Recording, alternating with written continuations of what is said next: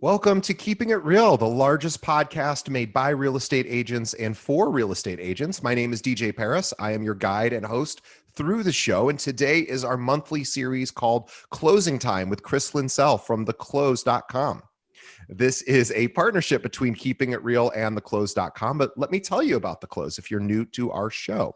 Now, theclose.com is the kind of real estate website designed to give agents, teams, and brokerages actionable, strategic insight from industry professionals. They cover real estate marketing, lead gen, technology, and team building strategies from the perspective of working agents and brokers who want to take their business to the next level. Please visit theclose.com. That's THECLOSE.com.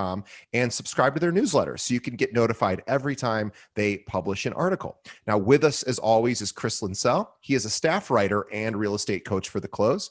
Chris is The Close's resident expert on real estate topics ranging from marketing, lead gen, transactional best practices, and everything in between. He's also a licensed agent in the state of Michigan, and Chris has been part of hundreds of real estate transactions from modest rural starter homes to massive waterside compounds. When he isn't writing, you'll find Chris fly fishing or performing on the stage of his community theater's production, although I guess probably doing that virtually right now.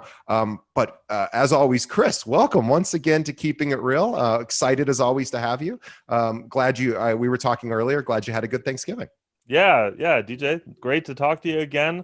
Really great to be here. I have managed to claw my way out of my Thanksgiving dinner coma just in time to be able to talk shop with you. So excited to be here.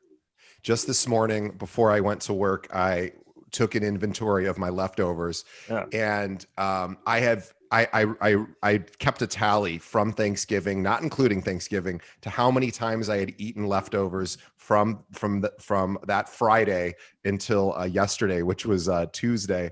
And it was 7 times. And I said, I actually said, I have to get rid of these leftovers now, because now and turkey is my favorite holiday. And I was like, I don't know what I'm going to do with all these leftovers because I can't eat them anymore. Yeah, there's really no other meal. If you think about it, like you would not go back to the leftovers from taco night like 7 times. You know, like Thanksgiving is singular when it comes to this sort of thing. I'm not complaining. I'm just saying we should call it what it is. It's not a single meal. Thanksgiving is a celebration over the course of many meals. Yeah. I even made this is because there's nothing to do with real estate, so I'll wrap it up here. But I'm just saying, I even made turkey soup. I thought, okay, how can I extend the life of this turkey? Because otherwise, I'm going to have to throw it away, and I just don't feel good about throwing away a good pound and a half left of turkey. Yeah. So I made turkey soup, and I'm freezing it, and maybe I'll be able to go back to it in a week or two. But I love it. Tonight I might do tacos, like you were saying, just to get me away from all the turkey. Now you're talking.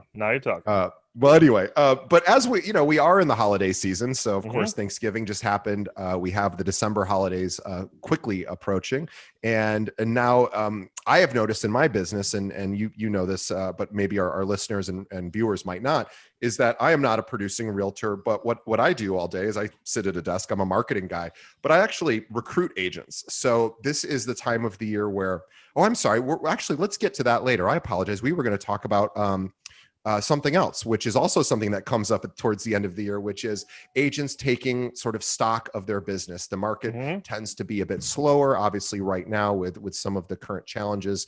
The world is facing, of course, real estate is a bit slower at the moment as well. But this is the time where things start to slow down and agents start to think about 2021 and what they could do to build their business, and maybe do things a little differently, or habits they want to cultivate that they could then roll into next year, so that when things get a bit better, they're poised to take advantage.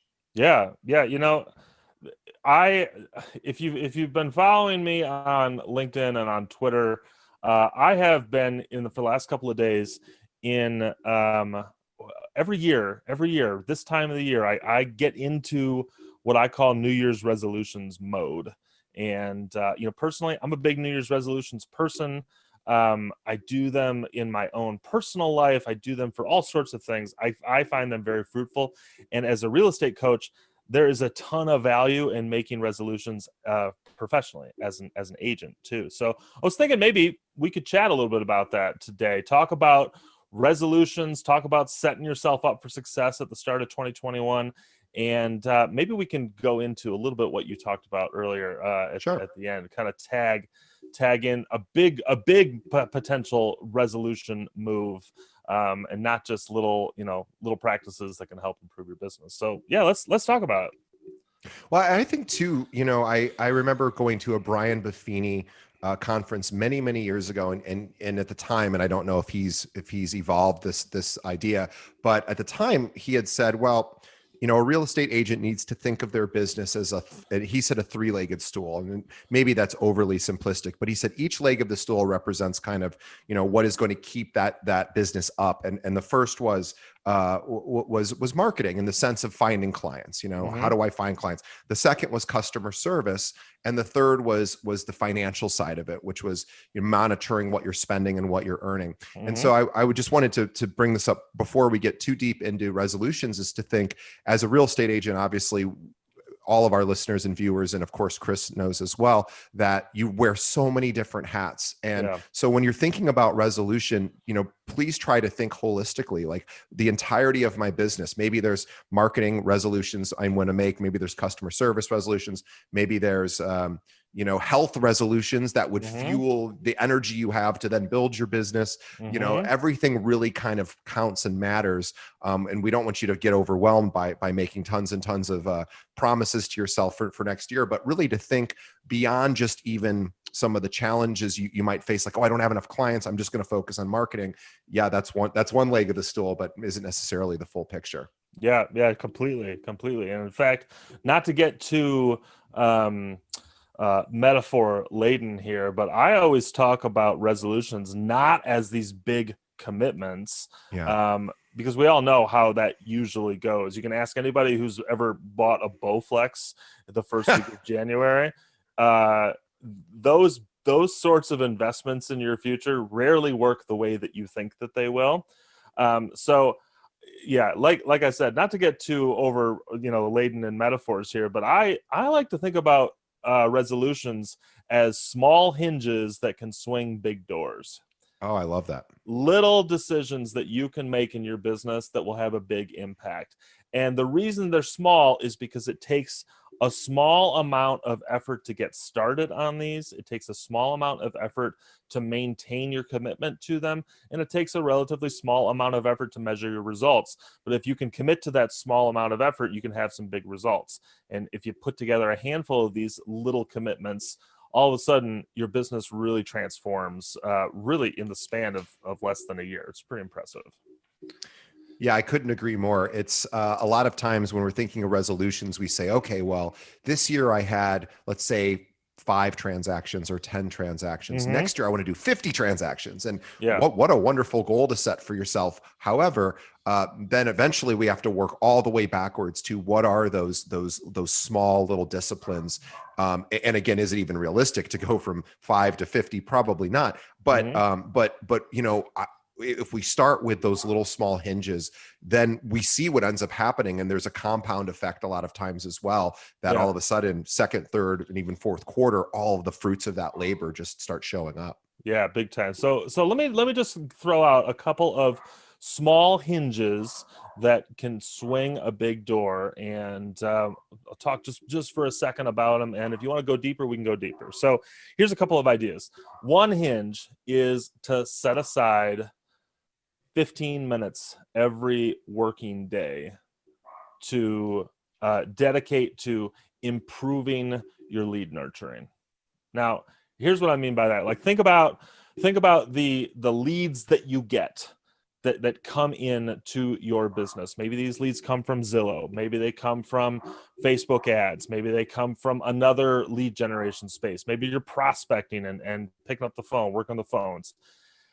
Think about how many of those leads convert into clients immediately. Not very many of them, Very right? few. I mean, very few, like the single digit percentages, if we're lucky, Right. will convert into immediate clients. But those folks who have agreed to speak to you long enough that they are not just some random stranger, they are now someone you have the start of a relationship with. Those folks have made that decision to start that relationship with you because something you said offered them value. There was something in what you said to them that said, hey, maybe that makes sense for me. These are your future clients. If you are not spending time nurturing these people, you are missing out on opportunities, because if you forget to nurture, all you're doing is making the next agent's job easier. You have kick-started that thought process in your client or what would be client's mind, and you're handing it over to somebody else for them to get paid on it. So here's a small hinge. Spend 15 minutes improving your nurturing of your clients. It might just be an email.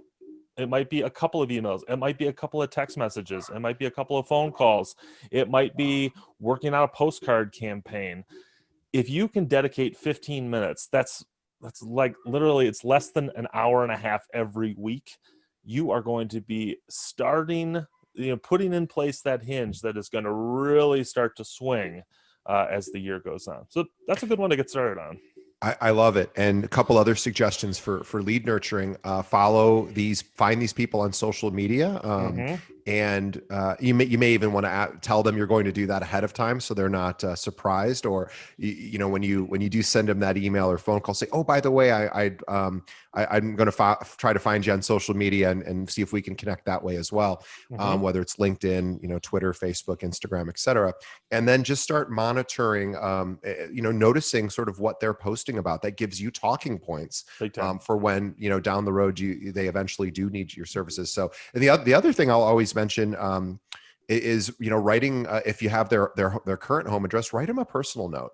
This is something that doesn't get done much anymore. Now, this time of the year, people are going to start receiving holiday cards, but this is different. This is a personal note, a handwritten note. Boy, that I don't know that it's sort of sad that you feel it's as impressive as it is today, but it is very impressive to people when you take the extra 2 minutes to write them something. So consider doing that as well. Oh, huge. In fact, you kind of took the words right out of my mouth. The next hinge that I was gonna mention is to get better with your thank you notes. I don't know if you are a late night TV guy, but Jimmy Fallon's thank you notes section on the Tonight Show, extremely popular. And you know what? He leads this section off by saying, every Friday I try to catch up on some of my office work, and that includes writing thank you notes to people who made an impact on me this week.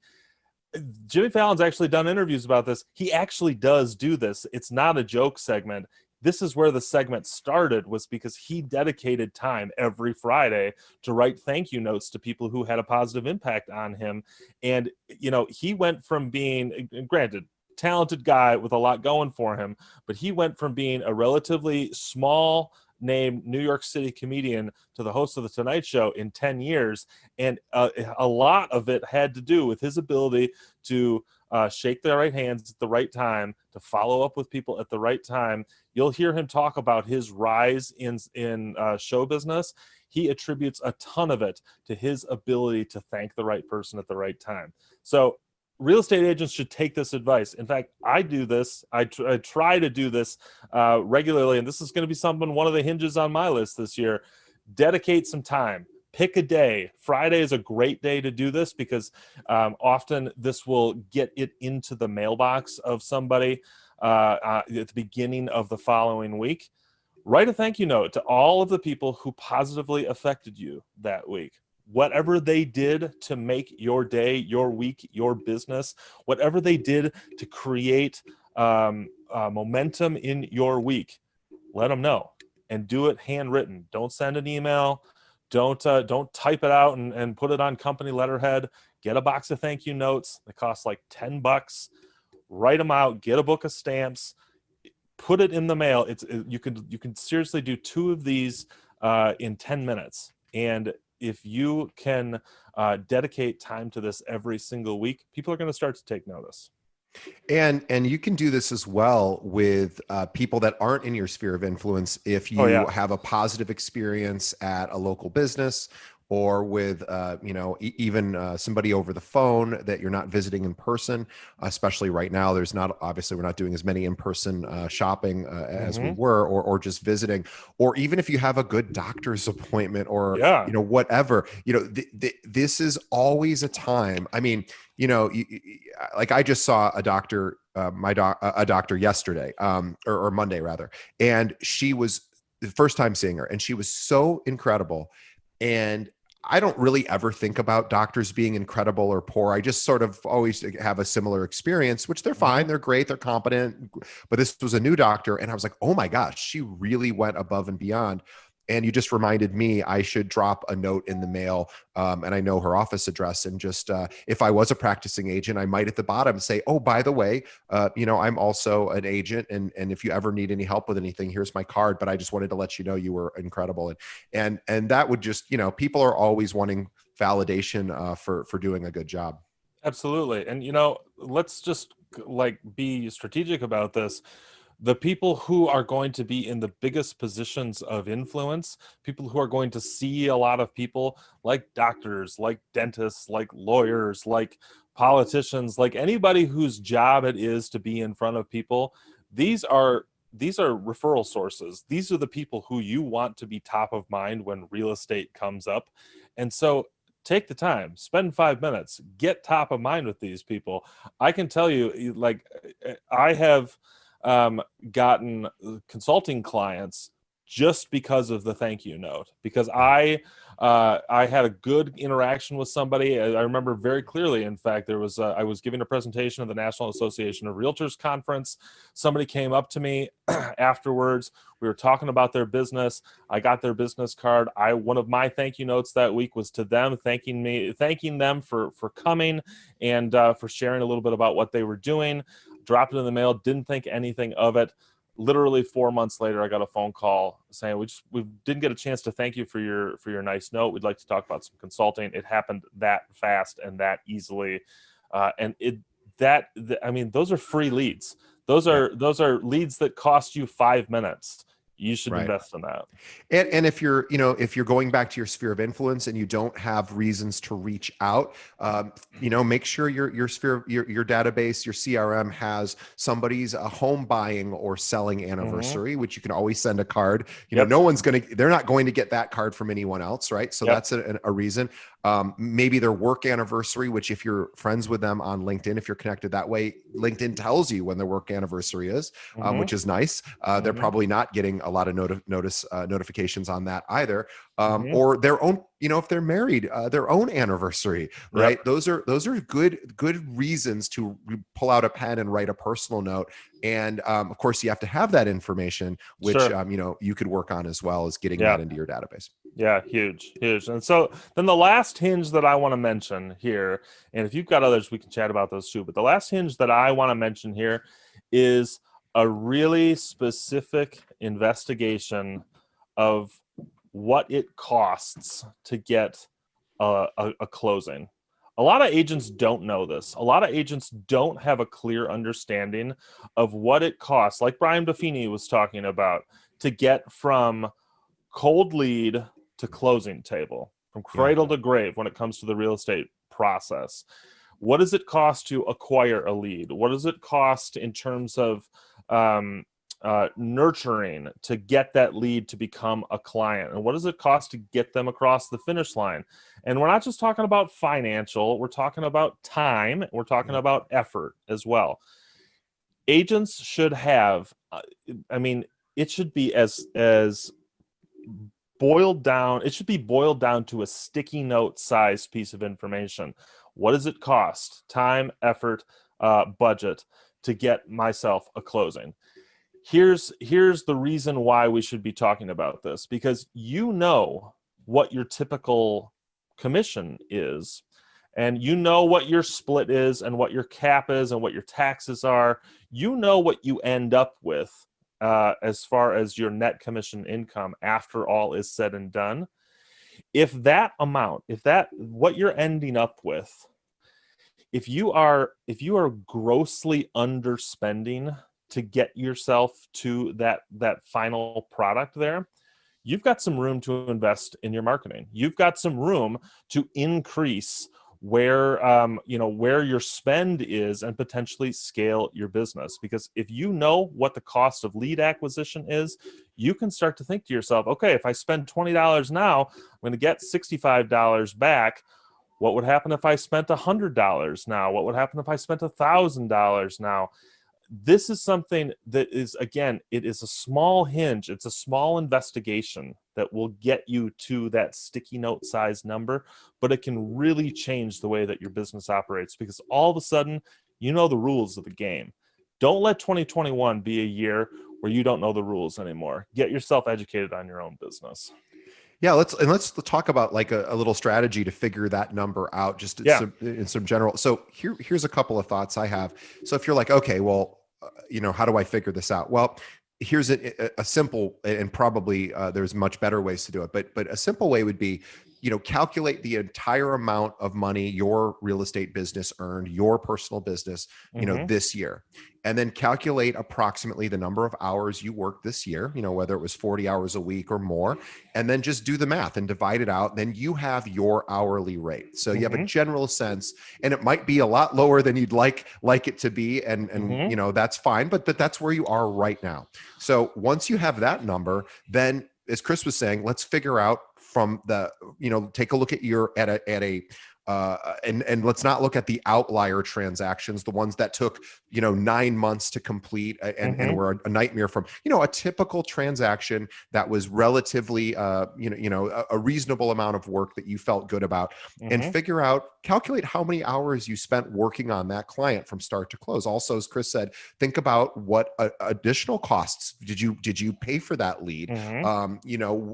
Were there other costs in travel, in marketing, in all sorts of things, from the moment you had that client as a first interest all the way through the close, and just calculate the number of hours and the dollars you spend. And that'll give you a general sense of what it costs, and maybe do that for a few clients so you have a sense and average the number.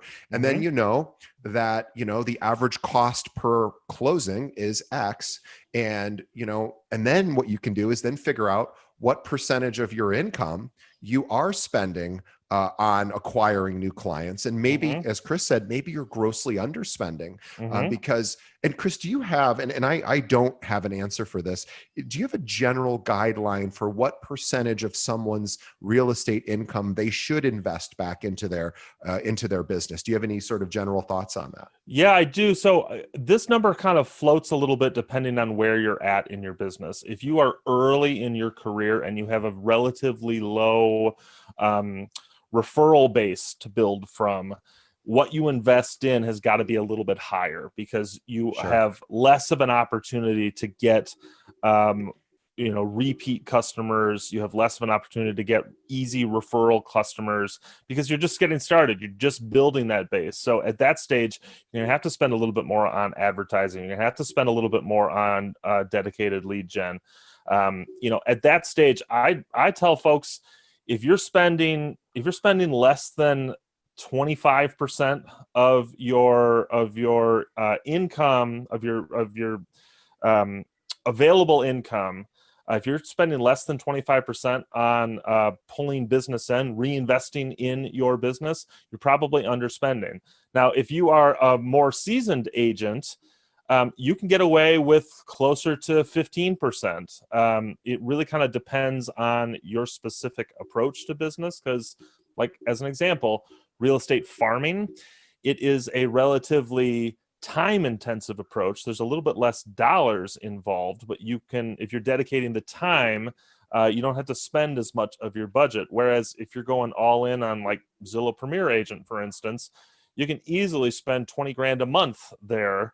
You're going to pick up a lot of leads, but you're going to pay for every single one of them in a very specific kind of way. So kind of depends on what your approach is to lead acquisition as well. So anywhere between 15 and 25% is usually a sweet spot for me. If you're spending over 25%, you may not be getting the return you're looking for. Less than 4-to-1 on your money is a little bit challenging for me math wise, and under 15%, you're really asking your dollars to do a lot in a time where Right. maybe that they don't produce quite like that. Maybe they have in the past, but right now, you're asking for more than like 7 to 1 on your money, and that I think is a little bit of a stretch right now.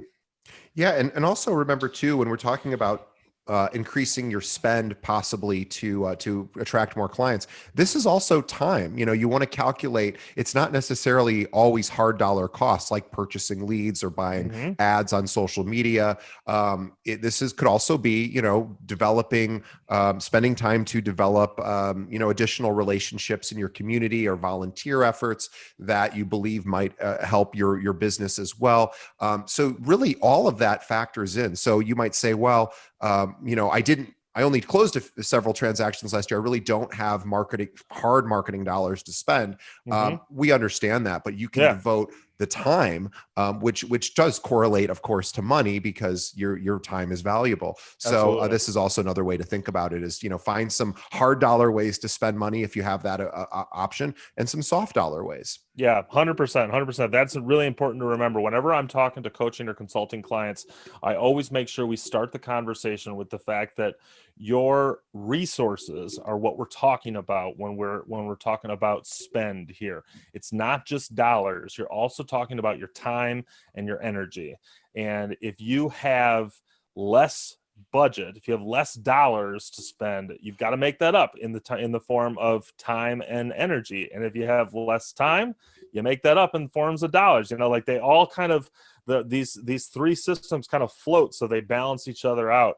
But there's definitely a way. In fact, I have worked with brand new agents who are bootstrapping their business, and they literally have $20 a week to market their real estate business. We have figured out strategies to get them across the finish line on $20 a week and double and triple their business. So it's definitely doable. You just got to figure out, where you're resource rich, where you're resource light, and adjust your strategy thereof. That's wonderful. And so I think now would be a great time to shift gears, and we don't have a ton of time to focus Mm-hmm. on this next topic. So what I'll propose is, if we find ourselves running out of time, we'll save some of it even for Sure. our next one, because I think it's an apt conversation for now and next month. Yeah. So Chris had suggested this, and it's such a great idea, was to talk about, this is the time of year. Not only are we evaluating, our business, we might also be evaluating the firm that we work at and trying to Yep. figure out, do I want to stay with this firm another year? Am I not getting what I need? Am I happy? Am I unhappy? Because this is the time of year that people have more time to start exploring, maybe making a change. Yep. Yeah. The first Monday of the new year is affectionately known as moving day in a lot of industries, real estate in general. Real estate specifically, agents are looking at what they're doing and how they're doing it, and quite frankly, the support that they are getting from the Yeah. team that they're a part of. They're saying, is this worth it to me? Am I getting what I need here? Am I getting the financial deal I need? Am I getting the support deal I need? Am I getting the resources that I need? And so, this conversation is happening right now. If you are a broker or a team leader, I bet you are starting to get into recruiting mode right about now, because I'm sure your phone's starting to ring. I know that mine is, as far as consulting calls for brokerages looking to do recruitment. So let's talk a little bit about it. What are the things that agents should be thinking about right now if they're considering a move on the brokerage level? I've got a couple of ideas here, DJ, Great. but I know that you work in this sector too, so I want to hear some of your insight on this as well. Well, I can start with a couple. So for me, I'm a marketing. I just, full disclosure, my job is to recruit realtors. I live, eat, and breathe that. I've been doing it for 10 years. We have two companies. Just to give you some of my credentials, to Mm-hmm. give you some sort of semblance of, I know a little bit about this. We have two companies. We have a holding company for agents that aren't actively producing, and we have a company for agents that are. Altogether, we have about 1,200 agents total in both those Mm-hmm. companies. Over the years, I've probably recruited, about maybe I don't know, well more, 1,400 agents total. Mm-hmm. So, people, there is some attrition, of course. Yeah. So what I will tell you is, and talking to agents about what they hear at other firms, Uh-huh. and sometimes even agents who leave our firm for another firm, based on, something that they found more attractive, is I think that the biggest thing that recruiters like myself, although I do not do this personally, but I do hear about it almost daily, is that there's oftentimes a lot of lofty promises that Yeah. that firms may in fact offer with respect to lead generation. Is probably the biggest dangling carrot that a firm can offer, because of course that sounds like a problem solver for an agent who is struggling, at least to, agents leave firms for all sorts of different reasons, but the number one reason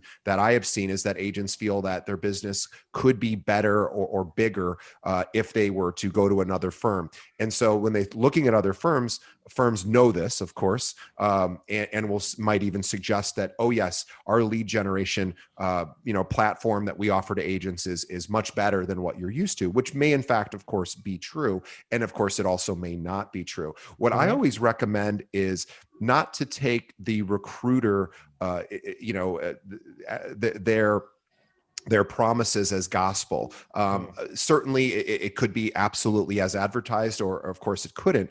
So what I always recommend, and what I tell agents who are interested in joining our firm, who ask me, because this question comes up a lot, and I always think it's a reasonably good question, but I have a better answer that actually than the question they're asking, which is, hey DJ, this all sounds great. Can I talk to a couple of your brokers who are actually on part of the team, and maybe get their experience? And I said, I'm happy to provide you with names. However, if you think about it from my perspective, let's just say I'm not super honorable, and I'm going to, sort of stack the deck with Mm-hmm. agents who just think we're the greatest thing in the world. Now, I wouldn't actually do that, but a lot Sure. of places might. So Yeah. what I would recommend is you have a great conversation with a recruiter at a firm. It sounds amazing. You're like, this sounds like a great fit. My recommendation is go to that firm's website, look at their roster. Most websites have a roster. If Mm-hmm. not, you could probably pull it up in your MLS Mm-hmm. access pretty easily, and Yep. call randomly 3 of those agents. Mm-hmm. Don't tell the recruiter you're going to do this, because then of course they could tip off those agents. Mm-hmm. Just call and say, hey, I'm sorry to bother you. I was just thinking of joining your firm. I was talking to so-and-so. Boy, it sounds really great over there. And I just wanted to make sure that I understood everything, and say, I heard about whatever the promises are, lead generation or different tools, and talk to them. And I tell people who are looking at our firm to do the same thing. I'm like, we have 700 realtors. I'm like, I'm kind of rolling the dice here, but just call anybody, and Yeah. hopefully they'll tell you the truth. Because, of course, you don't know if that recruiter is exaggerating or not. Yep. Yeah. You hit on two things that I coach agents on all the time, which is, one, think about if you were applying for any other job. If you were applying for a job, the person who's hiring you is going to do a reference check on you. That's what you're doing as an agent. You are checking this recruiter's references. This guy said, oh yeah, we got all these great things. Any of our agents would tell you we do a great job. Well, call them out on that. I love the idea that just the random cold call to an agent in the office, put that to the test. But here's the other thing I would encourage folks to think about too, and you hit on this a little bit. I've got a little bit of a different turn of phrase, but I think Great. we're shooting at the same target here. It drives me crazy when recruiters talk about solutions, Right. because ultimately, and let's just call a spade here, real estate brokerages very infrequently provide solutions. They usually provide systems. The solution is in the hands of the agent. I'm not going to depend on my brokerage to fill up my lead funnel, because that's not really their job. And if it is their job, I'm probably paying them way too much money for it. Right. What I want to know is what systems are in place to enable my success, because I'm not coming here to be an employee for you. I'm not coming here to turn your success wheel. I'm coming here so that you can provide me with the grease to turn my own success wheel, right? So rather than wanting to hear, oh yeah, we have a great lead generation system, we're putting X number of leads into our realtors or our brokers buckets every day or every week, that's great, but that's unreliable, and honestly it's unrealistic for the most part. What I want to hear from this recruiter is, we've got a system in place to allow you to control your own success, and we give you the tools so that if you want to be successful, there's no limit to the amount of success you can have. That sort of talk right there is the talk of somebody who understands scaling, who understands that my business, I want to be able to scale my business beyond the leads you put in my bucket every week.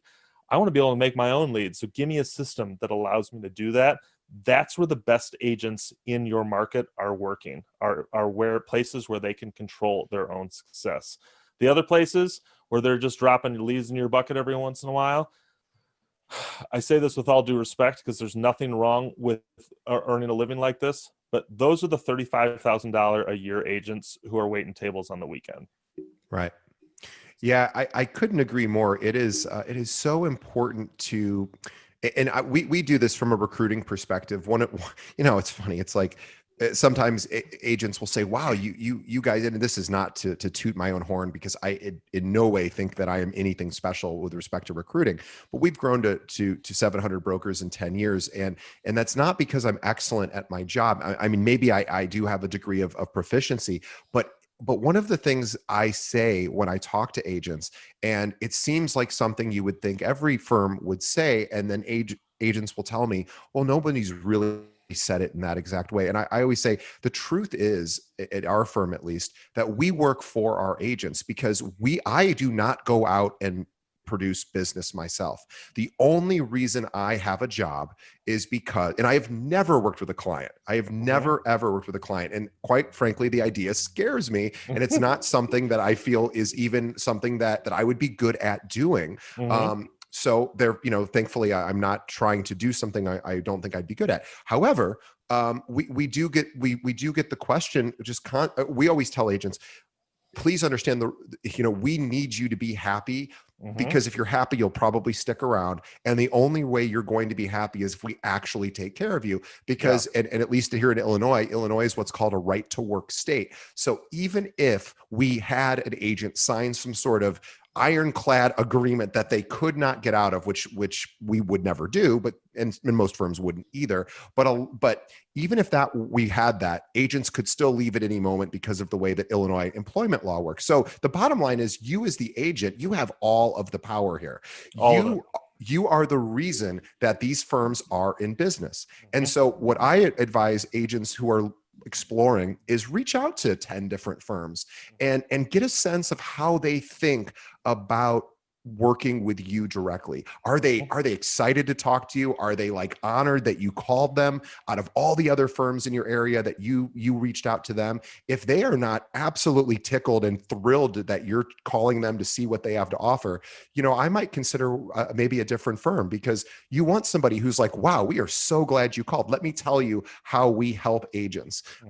And the other thing I'll mention, and not to steal all the thunder here, but I just deal with this all day long, every day, is, and I'll just a little behind the scenes peek of our brokerage. So we happen to pay out the highest commissions in the industry, which is very easy from a recruiting perspective to make exciting to the public, to agents, to go, oh, by the way, we pay out the highest commissions. That's a very cool thing to be able to say.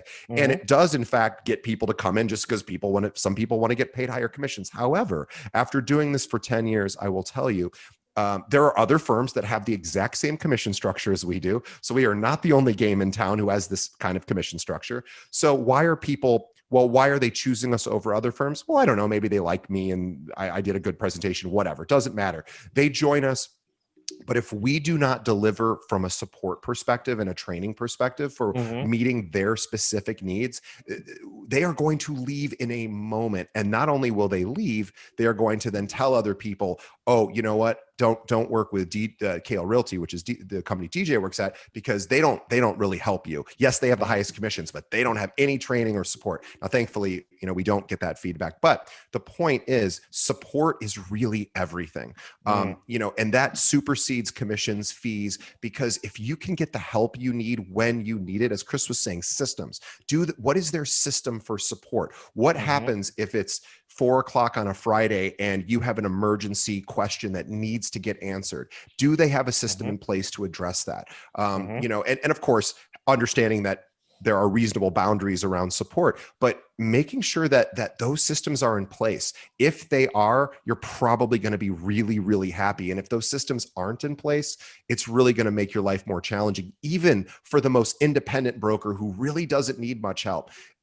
Especially for those brokers, when they need help, they're like, I need help. So making sure, and again, you say, well, every firm's going to tell you they have great support. So that's a bit of a challenge to understand who actually does. And that goes back to the question of reaching out to some of those agents, on your own and saying, hey, I'm worried about support because it may be at my current firm that isn't exactly what I'm receiving. How does it work there? Yeah. So just a couple suggestions. That's awesome. And you and I have, I think, like a Vulcan mind meld happening, because that was going to be, again, same sentiment, but a different turn of phrase here. When I'm talking to agents about their brokerage decision, and this happens relatively frequently for me because I've got an article on the close about the best real estate companies to work for. So I get a lot of questions about this. I always tell agents who are trying to decide between brokerages, when you go in for an interview, ask for a tour. And don't just ask for a tour of where you would be working. Ask for a tour of the whole building. And what you're really looking for here are what the people behind the scenes are doing. If it is just a bunch of agents with closed doors, with no admin support, with no marketing support, with nobody walking around offering help or offering tools, if it is quiet as a tomb in there and it is by design, that's a red flag, because you have all of this talk about, oh, we support you, oh, we're going to provide you this, we're going to provide you that, and there's no proof in that pudding. What you want to see, and I'll be totally honest with you, I have a really fantastic example was set for me back when I worked at a Coldwell Banker franchise spot, largest franchise in the United States. Now we've really grown. This place, Coldwell Banker Schmidt Realtors, you walk into this office and it is a hum of activity from about 7 a.m. to 7 p.m. And it's not just agents running back and forth to the copy machine. It's the admin, it's the marketing admin, it's the graphic designer they have on staff, it's the agent support person, it's the HR person that they have actually hired to deal with HR questions that happen within the company. It is this constant motion machine that is a vibrant business. And as a real estate agent, you are a small business owner. You have to think about your brokerage as the incubator for your small business. If the incubator that you are working in is cold and lonely, nothing's going to grow there. If it is warm and vibrant and happening, that's where eggs hatch. That's where your business really starts to take flight. And so think about it, ask for a tour. Trust your gut here. Does this feel like a place where business is happening, or does this feel like a place where business is floundering?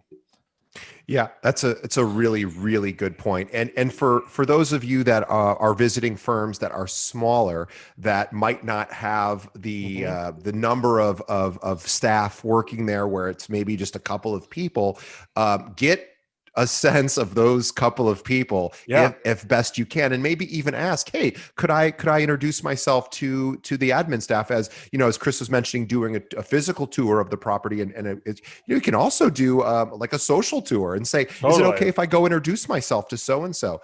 And because their support team, the recruiter likely is somebody that you might not talk to again once you're on board. And they're 100%. going to be dynamic and exciting and charismatic because that's their job, because they're kind of a salesperson. But what I would recommend is get to know the admin people as well, because Yeah. those are the ones that you might be interfacing with more often. And if you get the sense that, wow, they seem like a pleasure to work with, then Right. you're probably going to have a better experience. Because, and I know even at our firm, over the years, thankfully we haven't had to make too many personnel changes, but we had a person who was an admin many years ago who sadly, she was actually very good at her job, but she turned a lot of people off based on some of the way she communicated, and so we had to make a change because our agents were starting to be affected. So Yeah. it's one of those things where get to know the staff, because those are the ones that you're going to spend the most time with. 100%, 100%. It's the reason I started at that Coldwell Banker. It was my first interaction with the admin when I came in for my Yeah. interview. I was so impressed with what was happening. It's like, this is the kind of person I want backing up my business. Yeah.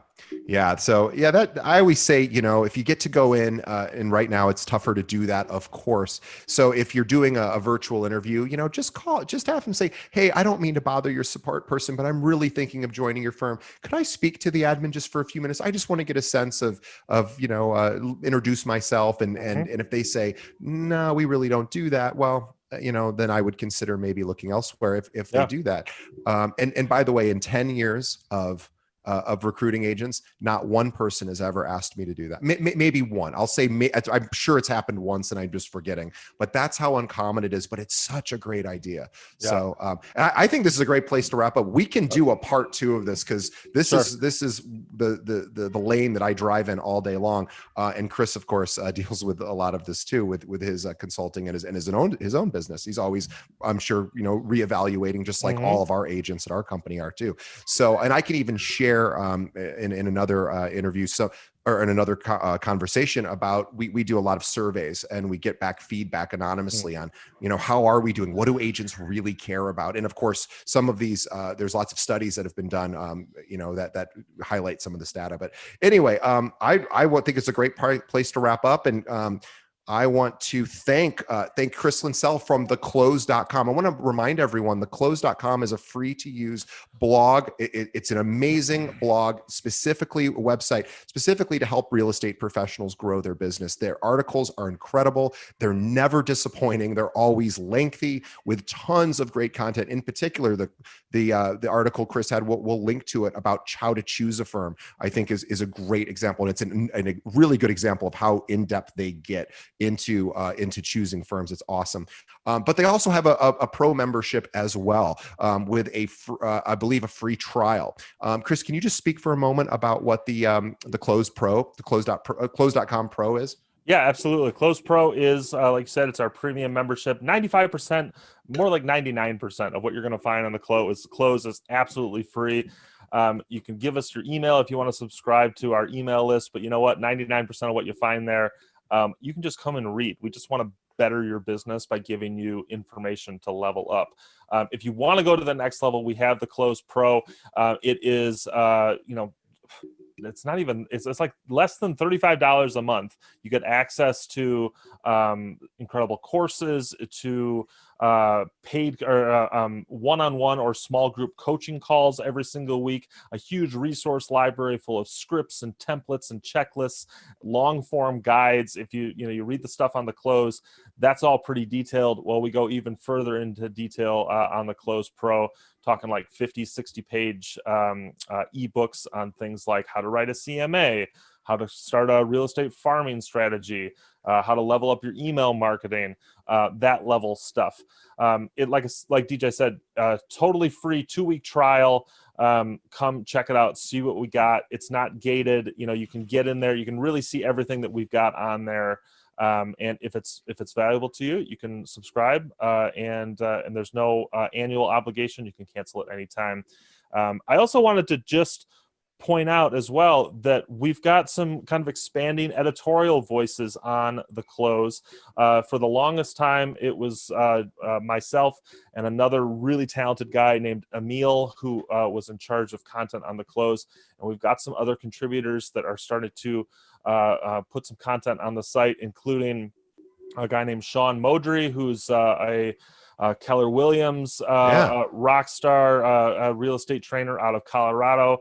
We've got a Beverly Ruffner, who is a longtime coach and really successful agent, and a few other folks who are coming on board to provide us with some new perspectives, especially with different areas of the business. So, though I'm sure most people are absolutely thrilled to see my name in a byline every, twice a week, we've got some other voices and other perspectives that are also making their way to the site.